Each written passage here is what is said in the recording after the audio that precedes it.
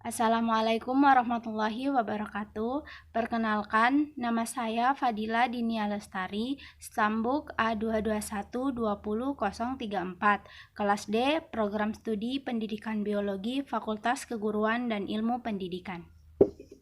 Baiklah, pada video kali ini saya akan menjelaskan mengenai penerapan wawasan Nusantara.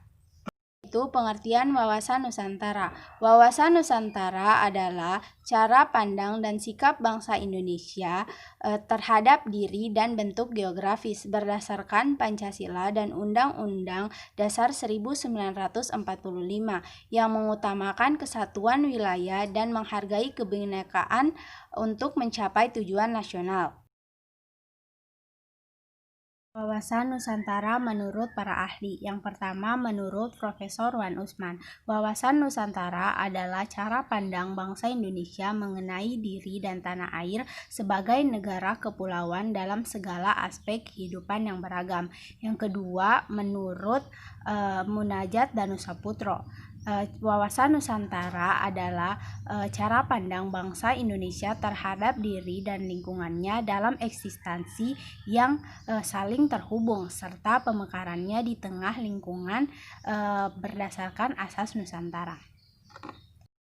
Asas wawasan Nusantara. Ada 6 asas wawasan Nusantara. Yang pertama yaitu tujuan dan kepentingan yang sama, yaitu masyarakat Indonesia hendaknya memiliki tujuan dan kepentingan yang sama. Yang kedua yaitu keadilan. Seluruh elemen masyarakat harus mendapatkan keadilan yang sama dalam segala aspek, baik itu dalam aspek hukum, sosial, politik, serta ekonomi. Yang ketiga kejujuran, yaitu berpikir dan bertindak sesuai fakta serta kenyataan yang sesuai demi terciptanya kemajuan. Kemudian yang keempat yaitu solidaritas. Adanya solidaritas sebagai bentuk kepedulian terhadap orang lain, mau berbagi serta berkorban untuk kehidupan yang lebih baik. Kemudian yang kelima yaitu kerjasama. Dengan adanya kesadaran akan tujuan dan kepentingan yang sama, maka akan menimbulkan kerjasama antar elemen masyarakat.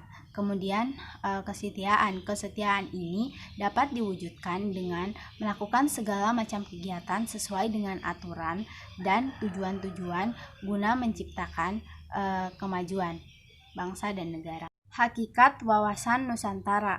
Hakikat wawasan Nusantara adalah keutuhan Nusantara atau nasional, yaitu cara pandang utuh dan menyeluruh dalam lingkup Nusantara demi kepentingan nasional. Setiap warga negara dan aparat negara harus berpikir, bersikap, dan bertindak secara utuh dan menyeluruh, semata-mata demi kepentingan bangsa dan negara Indonesia.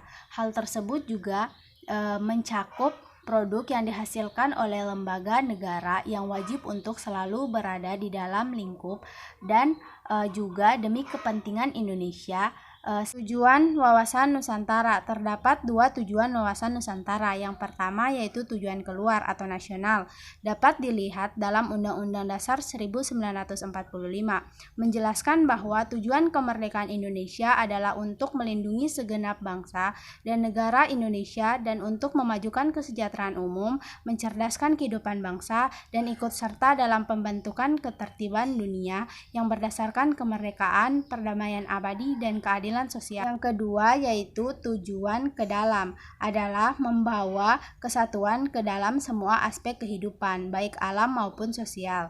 Dapat disimpulkan bahwa tujuan bangsa Indonesia adalah menjunjung tinggi kepentingan nasional serta kepentingan daerah untuk mengatur kemakmuran rakyat, perdamaian bangsa, dan martabat manusia di seluruh dunia. Kedudukan wawasan Nusantara. Yang sebagai falsafah, ideologi bangsa, dan dasar negara, berkedudukan sebagai landasan ideologi. Yang kedua, Undang-Undang Dasar 1945 sebagai landasan konstitusi negara, berkedudukan sebagai landasan konstitusi. Yang ketiga, wawasan Nusantara sebagai visi nasional, berkedudukan sebagai landasan visional. Yang keempat, ketahanan nasional sebagai konsepsi nasional atau sebagai kebijakan nasional, berkedudukan sebagai landasan operasional. Fungsi Wawasan Nusantara. Yang pertama, Wawasan Nusantara sebagai konsepsi pertahanan nasional, yaitu Wawasan Nusantara konsep yang digunakan dalam pembangunan nasional, pertahanan dan keamanan dan teritorial. Yang kedua, Wawasan Nusantara memiliki cakupan wawasan pengembangan kesatuan politik, kesatuan ekonomi, kesatuan sosial, dan kesatuan pertahanan dan keamanan. Yang ketiga, Wawasan Nusantara sebagai pertahanan dan keamanan nasional merupakan pandangan geopolitik lingkup tanah air Indonesia sebagai satu kesatuan yang meliputi seluruh wilayah dan semua kekuasaan negara. Yang keempat, Wawasan Nusantara sebagai regional sehingga berfungsi sebagai pembatas negara agar tidak terjadi sengketa dengan negara lain. Penerapan Wawasan Nusantara dalam kehidupan sehari-hari. Yang pertama dalam kehidupan politik, yaitu pelaksanaan kehidupan politik diatur dalam undang-undang seperti Undang-Undang Partai Politik, Undang-Undang Pemilihan Umum, dan Undang-Undang Pemilihan Presiden. Pelaksanaan undang-undang tersebut harus sesuai hukum dan mementingkan persatuan bangsa. Contohnya dalam pemilihan presiden, anggota DPR, dan kepala daerah harus menjalankan prinsip demokratis dan keadilan agar tidak menghancurkan kesatuan dan persatuan bangsa. Yang kedua, pelaksanaan kehidupan bermasyarakat dan bernegara harus sesuai dengan hukum yang berlaku. Setiap warga negara harus mempunyai dasar hukum yang sama bagi setiap warga tanpa adanya pengecualian. Yang ketiga, mengembangkan sikap hak asasi manusia dan sikap pluralisme untuk menyatukan berbagai suku, agama, dan bahasa untuk mewujudkan kesatuan dan persatuan bangsa. Yang keempat, memperkuat komitmen politik terhadap partai politik dan lembaga pemerintahan untuk mengembangkan semangat kebangsaan dan kesatuan.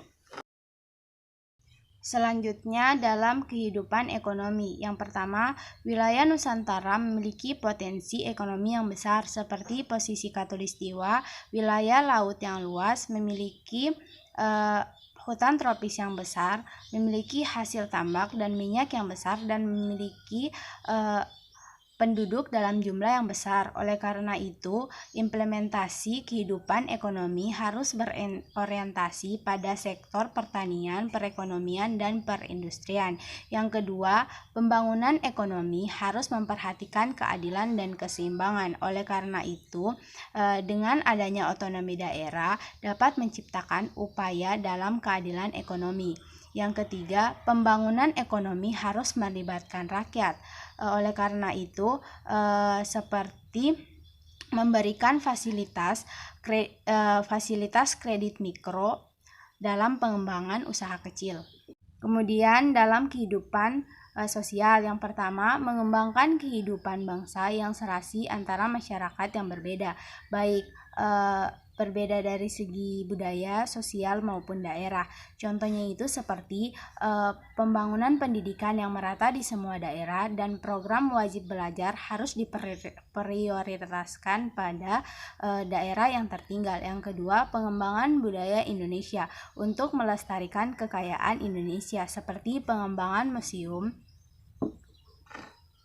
Kemudian kehidupan pertahanan dan keamanan negara. Yang pertama yaitu kegiatan pembangunan pertahanan dan keamanan harus memberikan kesempatan kepada setiap warga negara untuk berperan aktif, karena kegiatan tersebut merupakan kewajiban setiap warga negara, seperti memelihara lingkungan tempat tinggal, melaporkan hal-hal yang teras mengancam kepada aparat, dan belajar kemiliteran. Yang kedua, membangun rasa persatuan sehingga ancaman suatu daerah atau pulau juga menjadi ancaman bagi daerah lain. Rasa persatuan ini dapat diciptakan dengan membangun solidaritas dan hubungan erat antar daerah lain. Kemudian, membangun TNI yang profesional serta menyediakan sarana dan prasarana yang memadai bagi kegiatan pertahanan di suatu daerah atau wilayah, terutama pada pulau atau wilayah terluar dari Indonesia. Sekian penjelasan dari saya. Apabila ada kesalahan saya mohon maaf. Saya akhiri. Wabillahi taufiq walhidayah. Wassalamualaikum warahmatullahi wabarakatuh.